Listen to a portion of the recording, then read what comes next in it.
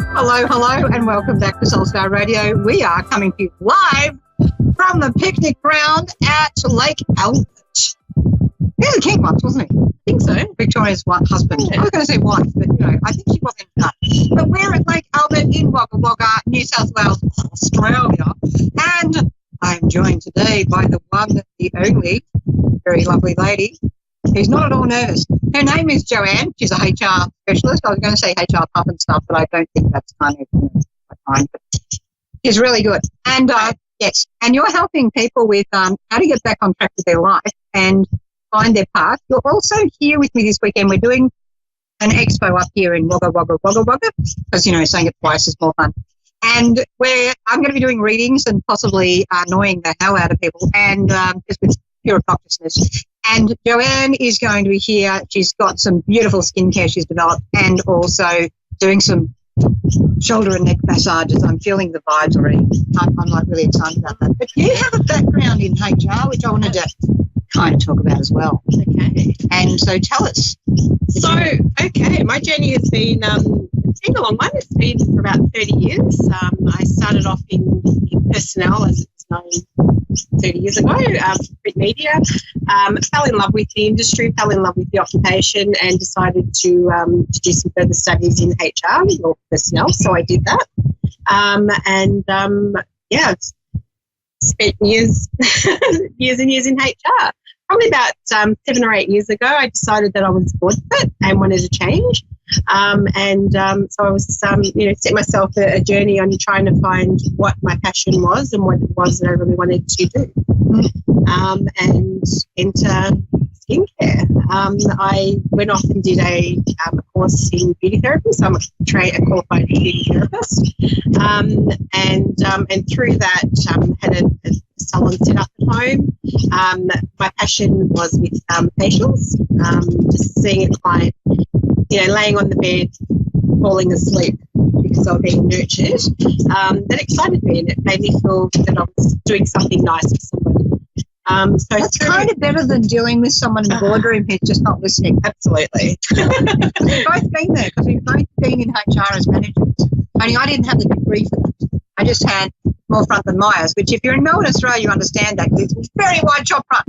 And, I just used to be really overish rather than ballsy. And I'd tell the CEO exactly what he needed to hear, which other people get fired for, I think. I just use humour a lot, which I think you should probably not use unless you're really confident with that. But you also, in HR, and certainly going to go back to that sort of skincare journey and all of that, but certainly when you're dealing with senior executives, you've learned to be very sort of forthright. And so if we're dealing with people who are listening in the audience, they've got a lot of trouble with asserting themselves or their confidence in being who they are, what do you sort of find has worked for you? I think, I guess you need to choose your battles. Yes. You're not going to win every argument. So I think, you need to be aware that there are some things that just need to let slide. And you mentioned it about being confident. And I think when you're having that conversation with a CEO or a senior exec, you need to show that you are confident to know what you're talking about. Because if you don't, then they're just going to think you're full of it. You have no idea. That's about when they run the steamroller over you. Pretty much. Like, she's pushed over, exactly. Run over that lad. So that sort of brings you into when you're working with people with the skincare and the facials and all this sort of beautification and relaxation. It's kind of like for after they've dealt with the CEO and come off a little bit not quite right. And it's like putting them back together. So you bring the peace back into them when they're having the facial? Yeah, I think so. And I think as women in particular, we forget to put ourselves first or to nurture ourselves. Whether you're a single mum or, a mum or just a single person with no children or whatever, it's all about somebody else. And I think, we forget to spend that, an hour a month or every couple of months nurturing ourselves and, taking time out for ourselves. I've got a question.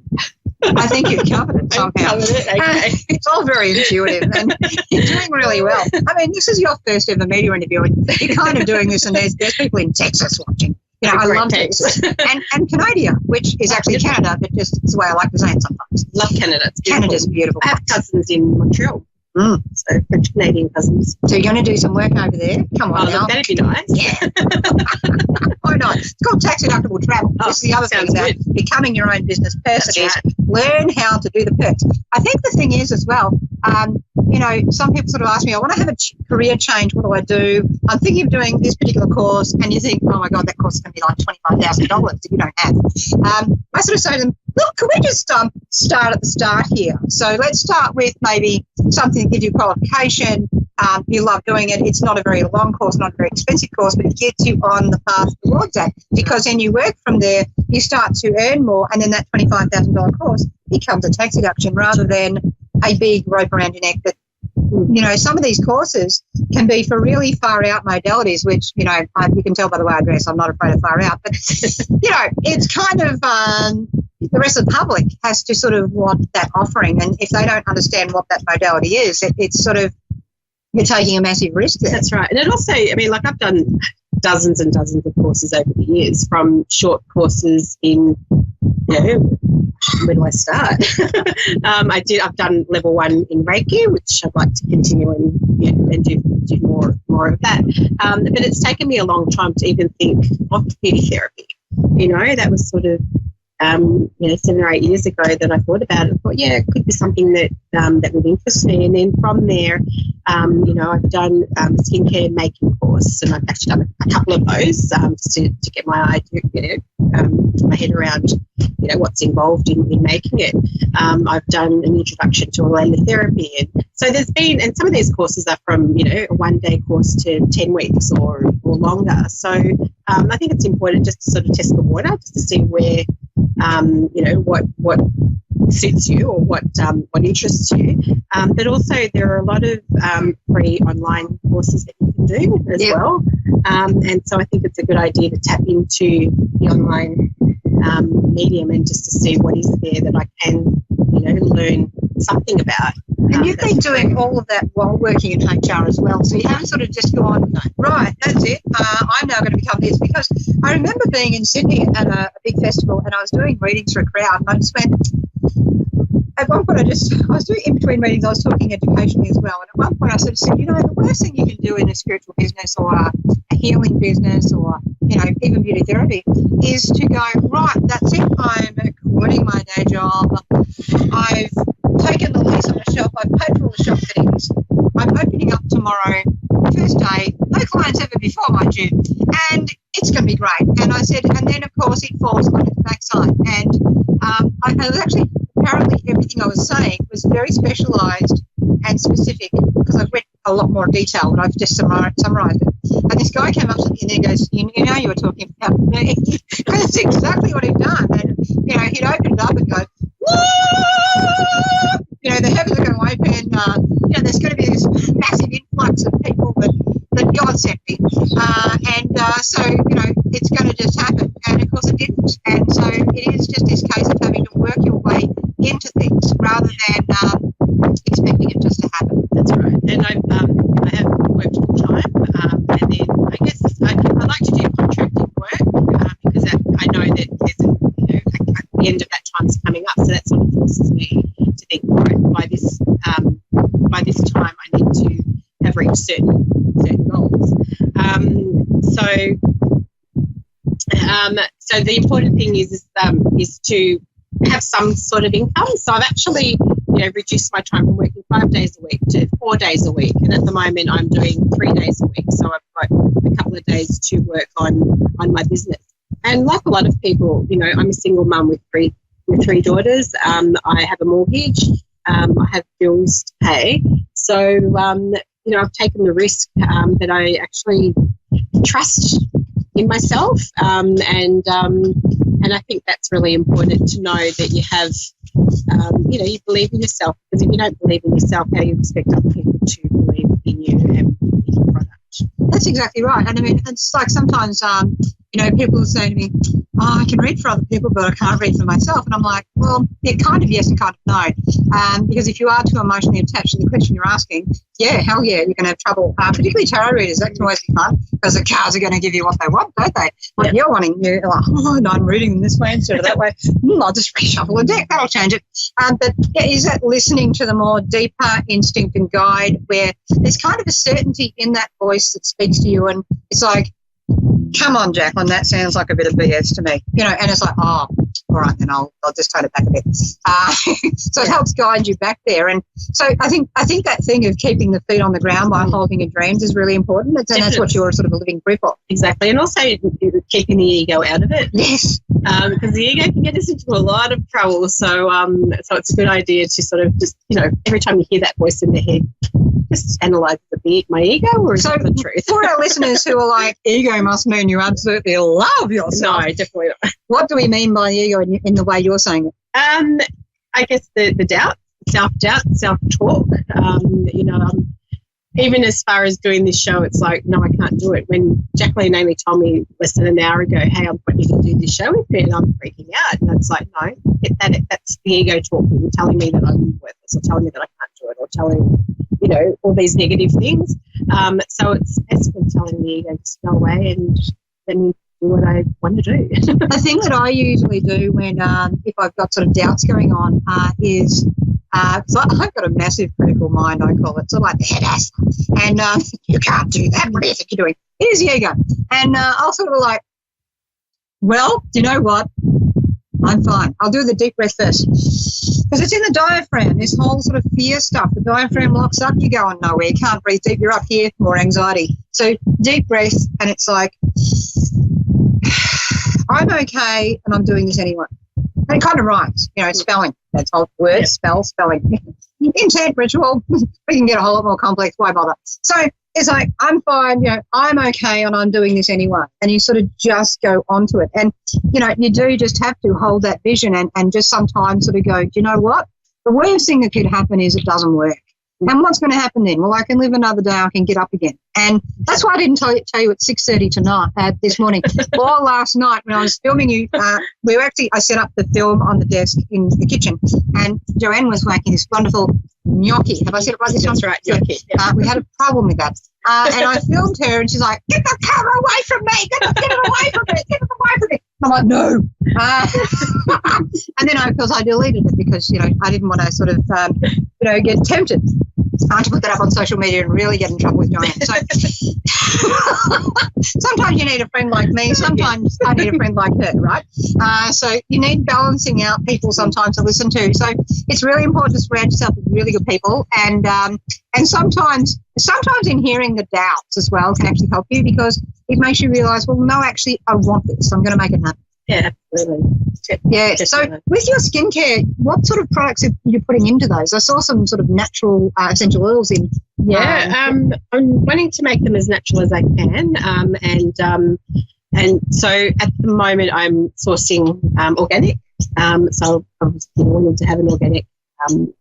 It'd be great to have 100% organic, but not really possible. Yeah. But I also would like to eventually have vegan products as well, because we don't want products that contain animal products, and also I'm blank now. That's half the fun of having a co-host with you who cares rather than grilling you, because I'm not Tracy Grimshaw. This is not a Karen affair. It's kind of glad it isn't, actually. So you've got some. You've got some essential oil in it. Is it a diffuser or? Yeah. So I actually, as an example, with for a mask, I use clays. So at the moment, my clays are French clays. So I have a green clay, which is brilliant for acne or problem skin. So with the green clay, you'll mix a couple of teaspoons of the green clay, and then you can add some either distilled water, or you can add such as rose water or witch hazel water or some other thing to it, and mix it into a paste and let it do its magic. I like that idea. So I've actually had some really good results with facials, especially for problem skin. I don't know whether I use a little bit of Reiki when I'm doing the facial with it as well to just add add that little bit of extra healing. But I love it when somebody, you know, especially a teenager, comes in with problem skin, and you know, you spend a couple of months working on it, and then by the end of that time, you just love the results of, oh wow, I can tell in the acne, you know, because we're balancing it all back again. Yeah, and because it is natural, you're not putting any chemicals on your skin. So yeah, so it's I guess it's going back to the roots of, you know, living a dream. Yeah. So as well as that, you sort of look at when people are trying to find their sort of, I guess, peace and equilibrium, there's sort of an aspect there you've talked about valuing yourself or the doubts. And what sort of things have you noticed when it comes to even the people going through, like you get to hear a bit about the relationships and stuff like that when you're working with people as well? Yeah. So we were talking in the car on the way up as well, and we had this hilarious discussion. It's quite deep, but hilarious, because you've got to laugh while being deep, because then it just is cathartic. And lots of singing along the way. Singing really bad versions of Johnny Cash, and Otis Redding, Aretha Franklin, and we had Al Green. Who else could we possibly have? And Garamel, Pingu, who is an Indigenous artist. It was this beautiful last album, which you don't so much sing to as just listen to and absorb. But we were talking about the values of relationships, and certainly you'd see a lot of women with sort of issues going on with that. But we were talking about, you know, when someone's locked in a toxic relationship and it's like, oh, but I'm really stuck to them. And, you know, these women, I get them. They're like that permanently, but it's also, but I love him. And you go, yeah, but what do you love about him? And it's sort of like this thing sort of came upon. You said your daughter had mentioned to you about a friend who was in a relationship that was sticky stuff there. It's like, oh, I feel like I'm stuck in tar. And you were saying about the, you know, who's good for who thing. So what was it she said again? So she basically was talking about to her friend, a friend who was in a relationship, and it was like, and she worded it in a way that I stopped to think about it, to take it in, and I thought, oh my God, for an 18-year-old, you're so clever. And she said that he's good for her, but she's not good for him. And that's just... It's really huge. It's quite defining. It's like a wall comes up. It's like, there's the definition of it, because sometimes you have one person in a relationship doing all that loving, doing all that caring, being really open-hearted, and the other person's like, really clocked out and not emotionally responsive, not emotionally open, and, you know, or abusive or dismissive, or because a brick maybe. Like a brick of the face, a bit refreshing, but not in the way we hope for. So it's that thing of you're good for them, like, are you? You could be. You might not be. But if you are really good for that person, are they good for you? You know, we spend a lot of time as women really sort of going on about, I'm not worthy, I've read the magazines that sort of show me how fat I am, and I'm not actually that fat, but, you know, look at this. It's all this programming. I mean, you go to the petrol station or the gas station, as it were, and in Australia, you've got all of the glossy magazines of beautiful-looking women with impossible bodies that are impossible because they've been photoshopped, because even that model doesn't always look like the model, and that's starting to change. But there's this row of women, desirable women, and right next to it, what is it? What can we see, Jane? What do you see next to that? Chocolates. Here you are. Here's what you should look like. You won't go and eat a chocolate. You'll feel better, but you're going to gain more weight and and more emotional weight. So it's sort of like looking at, hang on a minute, let's turn this around. When we're looking at guys, sort of, you know, some guys, like not so healthy guys, and even, of course, women, you know, and they'll make the other person feel like they've got to justify themselves, or you've got to do the reaching out to that other person. And there can be an underlying thing of, I'm not good enough. That thing you were saying about the business, I'm not good enough. Am I good enough? Will I be good enough? And the question might actually be not so much, I'm not good enough, am I good enough, but are they good enough for me? You know, I remember meeting a lady many, many years ago, and going out with her son. And her son had been to my parents' house to meet my parents, and they were quite nice, but, you know, like you do when you've got, you know, young adults, a little bit protective, or possibly troll-like. But I got to his place. She's like that. And you know, the first word she said to me wasn't, "Hi, you must be Jacquelene." It was, "You know, you can't help who your children fall in love with."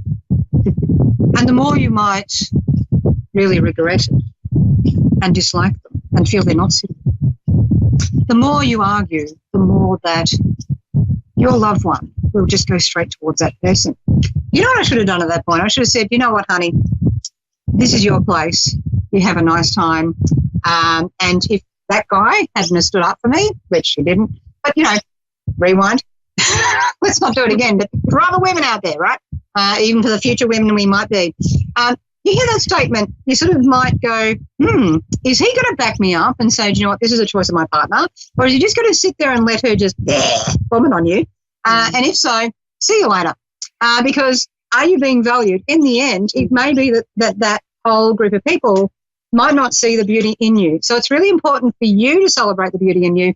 Don't seek approval from disapproving people. Approve of yourself. If you approve of yourself, then guess what? Some of those disapproving, I didn't say all, some of those disapproving people will suddenly be really nice to you. Yeah. It's kind of a bit pukey, really, but at least you approve of yourself and you're no longer locked in to how you feel about how they seem to feel about you, because the truth might be that they don't hate you, they might just hate themselves. Exactly right.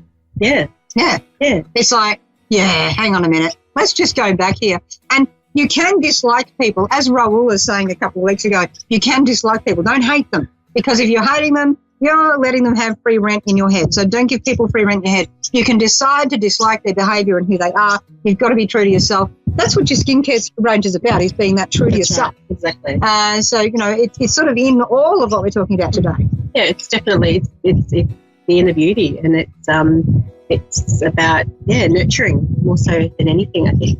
I think that's important. And nurturing with nice products that smell good and are good for your skin and are not tested on animals. And I'm liking it. Beauty is not just skin deep. No, nor is it purely in the eye of the beholder. No. Although, if you're beholding yourself, it really is there. So we'd like to leave you with that today. We're going to jet ski. Not really. It's just a fascination of mine. But catch you next week. Lots of love. Thank you, guys. Remember to love yourself. Other people might love you, but they might not, and that's okay. If you love yourself, the people who need to love you will, and they'll join you. Love you. Bye-bye. Yeah.